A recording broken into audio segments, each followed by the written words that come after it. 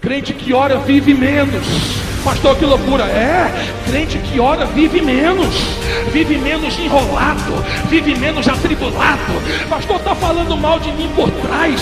Parabéns para você, sinal que você já está na frente. Meus amados irmãos, eu desejo cumprimentar a todos com a paz do Senhor Jesus. Eu venho aqui para fazer um rápido resumo da Escola Bíblica Dominical, para que os irmãos não fiquem sem essa lição de hoje. A lição de hoje fala de Jesus, o homem perfeito, tá? Jesus, o homem perfeito. O texto áureo diz assim: e crescia Jesus em sabedoria e em estatura e em graça para com Deus e os homens. Está escrito lá em Lucas, no capítulo 2, versículo 52. A verdade prática, ela é interessante. Ela diz assim: verdadeiro homem e verdadeiro Deus. O Senhor Jesus Cristo é igual ao Pai e semelhante a nós. Sua divindade e humanidade não são aparentes, são reais, perfeitas e plenas.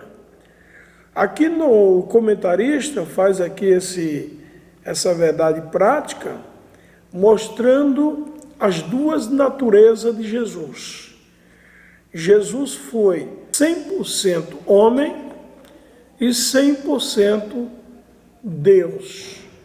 Nós devemos entender que Jesus não foi meio homem e meio Deus. Ele foi 100% homem e 100% Deus. Então ele foi o homem perfeito. No primeiro tópico da nossa lição fala Jesus, o verdadeiro Deus, né?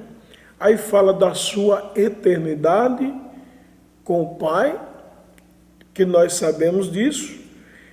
Fala dos seus atributos, grandeza e perfeição, e que ele se esvaziou de sua glória, mas não de sua divindade. Então vamos lá. Jesus, a sua eternidade junto ao Pai. Quando a gente lê na passagem, por exemplo, de Isaías, no capítulo 9, versículo 6, fala que ele é o Pai da eternidade. Então Jesus é eterno. Ele tem as duas eternidades. A eternidade passada, porque nunca teve começo, e a eternidade futura, porque nunca terá fim. A Bíblia diz que ele é o alfa e o ômega. Ele é o começo e ele é o fim, tá? Então, na eternidade passada, ele estava junto com o Pai, tá? Ele estava junto com o Pai. Mesmo porque nós sabemos que na criação de todas as coisas, Jesus estava ali, a Trindade, tá? A Trindade estava ali na construção deste universo. Dizemos construção, mas Deus fez tudo pela palavra, como todos nós sabemos. Deus fez tudo pela palavra, só o homem que ele fez com as próprias mãos. E os três sempre trabalharam juntos, unidos. Os três têm os mesmos atributos, nenhum deles é maior do que o outro. Quando diz que o Espírito Santo é a terceira pessoa da Trindade, não quer dizer que o Espírito Santo seja menor em poder, em atributos do que o Pai e do que o Filho. Os três são iguais em atributos, em essência, em tudo. O Pai tem a eternidade, o Filho tem a eternidade e o Espírito Santo também tem, tá? Os três são oniscientes, onipotente e onipresente. Os três são Deus. Como se explica uma trindade? Três pessoas distintas e um só Deus? É que os três são iguais, tá? Os três são iguais e se tornam um. E lá na eternidade passada, lá no livro de Zacarias, está escrito que ali falava de Jesus, quando ele disse assim: no princípio do teu livro estava escrito de mim. Então, Jesus estava junto ao Pai. A gente entende isso aí também, quando no capítulo 17 do Evangelho escrito por João, no versículo 5, se não me falha a memória, Jesus disse assim: Pai, glorifica-me junto a ti com aquela glória que eu tinha contigo antes que o mundo existisse. Deixa eu ler aqui para os irmãos entenderem melhor, tá? Versículo 5 diz: E agora glorifica-me tu, ó Pai, junto de ti mesmo, com aquela glória que eu tinha contigo antes que o mundo existisse. Então Jesus é eterno e ele estava junto com o Pai na criação de todas as coisas. Jesus também ele tem os atributos de Deus, porque ele é onipresente, ele é onisciente e também ele é onipotente. Ele tem todo o poder e especialmente depois da ressurreição, lá no capítulo 28 de Mateus, a gente vê que Jesus diz aos seus discípulos: é-me dado todo o poder nos céus e na terra. Quer dizer, o Pai entregou ao Filho toda a autoridade, todo o poder, né? E o apóstolo Paulo diz que Deus o exaltou, quando diz assim que ele se humilhou até a morte de cruz, pelo que Deus o exaltou soberanamente, ele deu um nome que é sobre todo nome, para que no nome de Jesus se dobre todo o joelho dos que estão no céu, dos que estão na terra e dos que estão debaixo da terra, e toda língua confesse que Jesus é o Senhor. Como homem, ele foi perfeitamente homem. Ele teve fome, ele teve sede, ele sentiu cansaço, ele foi tentado, ele passou por tudo que o homem passa, Jesus passou. Com uma única diferença: ele não cometeu pecado, tá? Não pecou, nunca houve na sua boca nenhum dolo, nenhum engano. Então ele era homem e era Deus ao mesmo tempo. Alguém pode perguntar como se explica isso? Eu acredito que a explicação é essa que dá-nos a entender. Agora, como a mente humana vai aceitar isso, é que é difícil. Mas é assim, tá? Seus atributos, mesmos atributos que o Pai tem, ele também tem, e que o Espírito Santo tem, ele também tinha, né? E a Bíblia diz aqui no terceiro subtópico do primeiro tópico: ele esvaziou-se de sua glória, não da sua divindade. Quer dizer, ele se esvaziou daquilo que ele tinha junto ao Pai. Ele deixou por um pouco de tempo, por um espaço de tempo, nós sabemos disso, mas ele não se esvaziou da sua divindade. E muitas vezes ele provou a sua divindade, tá? Jesus provou a sua divindade. Então ele,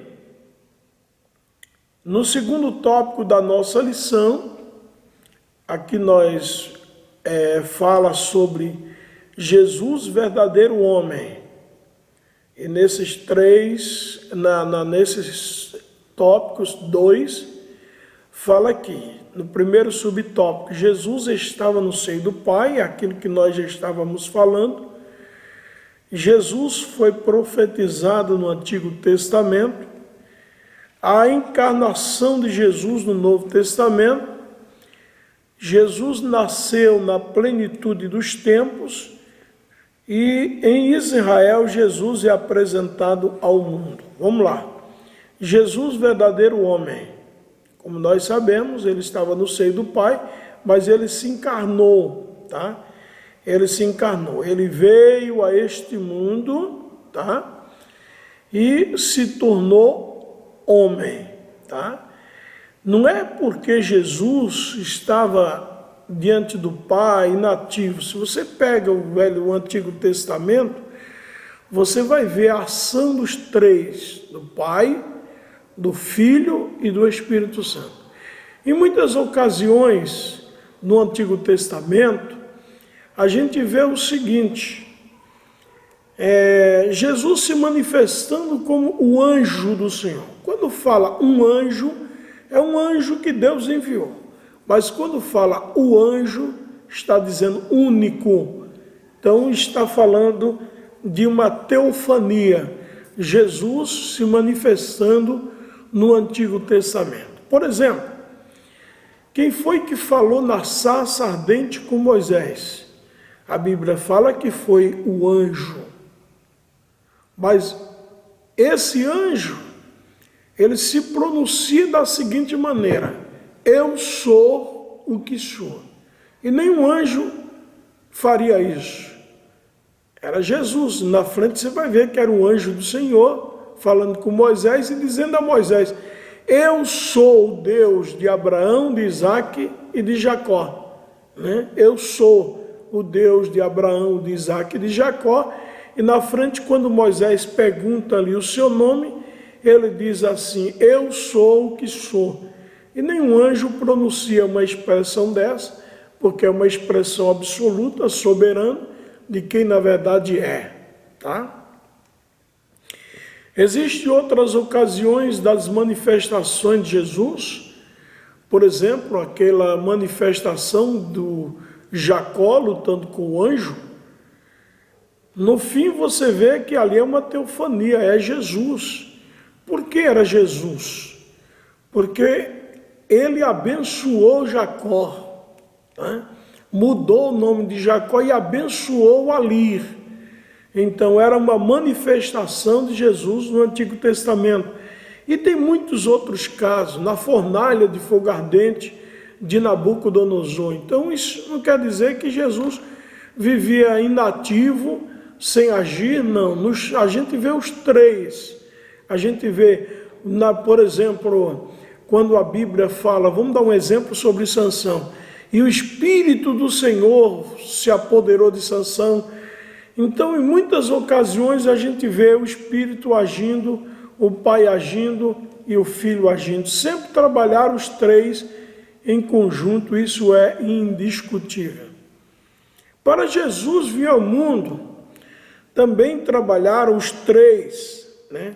Os três. Quando o anjo Gabriel se apresenta a Maria, ele diz a Maria assim: você vai conceber, você vai ter um filho. E Maria disse para o anjo: como pode se eu não conheço o varão? Aí o anjo falou para ele assim: o santo que de ti há de nascer, ele será chamado Filho do Altíssimo. Não vai nascer da vontade da carne, porque Jesus não nasceu por vontade da carne ou com a semente do pecado. Se Jesus nascesse da vontade da carne, do ser humano, não seria filho de Deus. Filho é aquilo que você gera, tá? Filho é aquilo que você gera. Então, ele, por ser filho de Deus, o próprio Deus colocou esta semente dentro do ventre, do útero de Maria. Foi o que o anjo falou: a virtude do Altíssimo te cobrirá e virá sobre ti o Espírito, e você vai dar à luz, quer dizer, você vai ter um filho. Só que esse filho é filho de Deus. Então, Jesus, ele, estando no seio do Pai, agora ele vem e se encarnou entre nós, tá?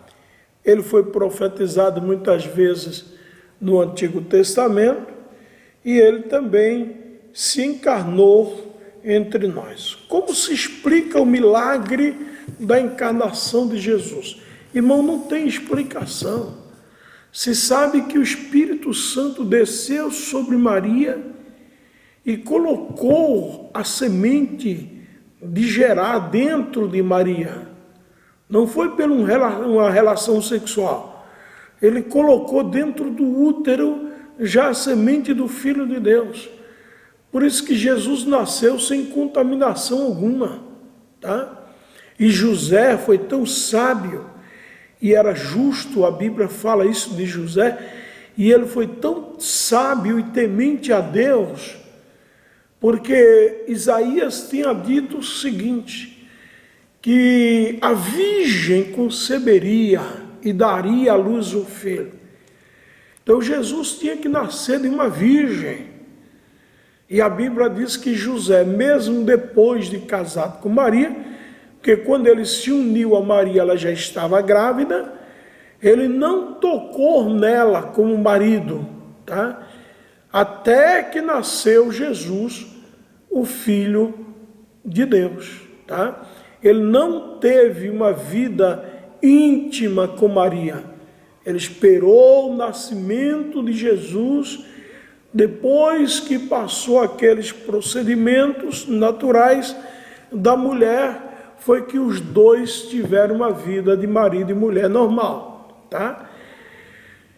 Porque Jesus, ele nasceu sem nenhuma contaminação. Foi gerado num ventre santo, puro, porque era virgem, tá? E ele também era santo e puro. Eu digo era, porque eu estou me referindo àquele momento da geração de Jesus, tá? Mas ele continua sendo santo, ele continua sendo Deus. Jesus veio, meus irmãos, na plenitude dos tempos. Isso é, Jesus veio no tempo certo, preparado por Deus, tá? No tempo completo, tá? A plenitude dos tempos. Então Jesus não veio antes e nem veio depois.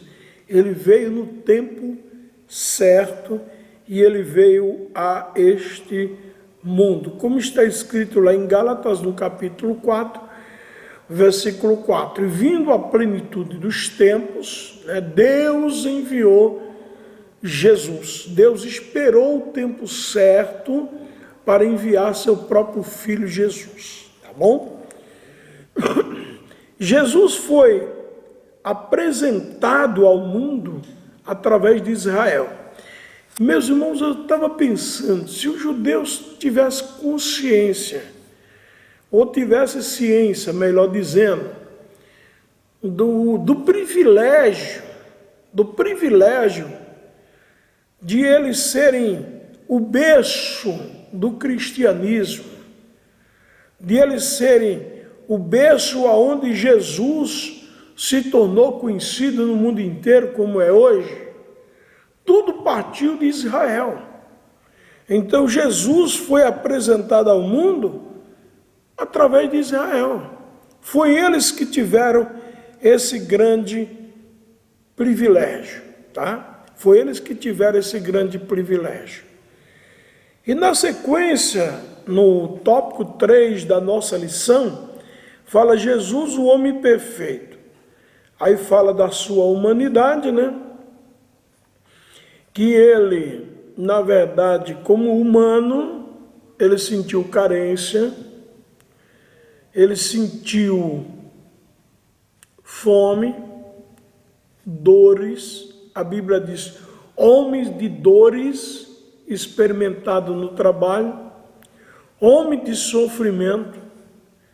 ele sentiu cansaço, ele sentiu fome, ele sentiu sede.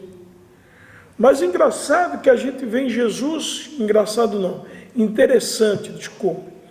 Interessante que a gente não vê Jesus usando os seus poderes divinos para o seu próprio benefício. Por exemplo, quando Satanás disse a ele: olha aqui, pedra, transforma em pães e come se tu és o Filho de Deus. Jesus não usou a sua natureza, o seu poder divino para trazer benefício próprio. Ele sempre usou esses poderes, o poder que ele tinha, para benefício do próximo, não dele mesmo, tá? Não dele mesmo. Então Jesus, ele era um homem perfeito, né? Porque ele em nada pecou, e nada errou na vida, e ele mesmo disse: quem dentre vós me convence que eu tenha pecado? Tá? Jesus era perfeito. Jesus foi o último Adão, né? Adão, ele caiu no paraíso e Jesus levantou o homem na cruz. Observe que Adão caiu, morreu, quer dizer, morreu espiritualmente. Aí vem Jesus para resgatar o homem, tá? Adão pecou e vem o segundo Adão sem pecado, para resgatar o homem, para que hoje ele nos desse vida e vida com abundância, tá? Então Jesus, perfeito homem, e Jesus, perfeito Deus. Não tenha nenhuma sombra de dúvida acerca da humanidade e da divindade de Jesus. O apóstolo João diz assim: todo espírito, todo aquele que confessa que Jesus não veio em carne, esse espírito não é de Deus, é do anticristo, tá? No Evangelho de João, no capítulo 1, diz: no princípio era o verbo, e o verbo estava com Deus, e o verbo era Deus. E o verbo se fez carne e habitou entre nós. E vimos a sua glória, como a glória do unigênito do Pai, cheio de graça e de verdade. Então Jesus era homem e Jesus era Deus. Que Deus em Cristo Jesus abençoe cada um dos senhores e senhoras que ouvirem essa mensagem, tá? Que ouvirem esta palavra da parte de Deus para a sua vida.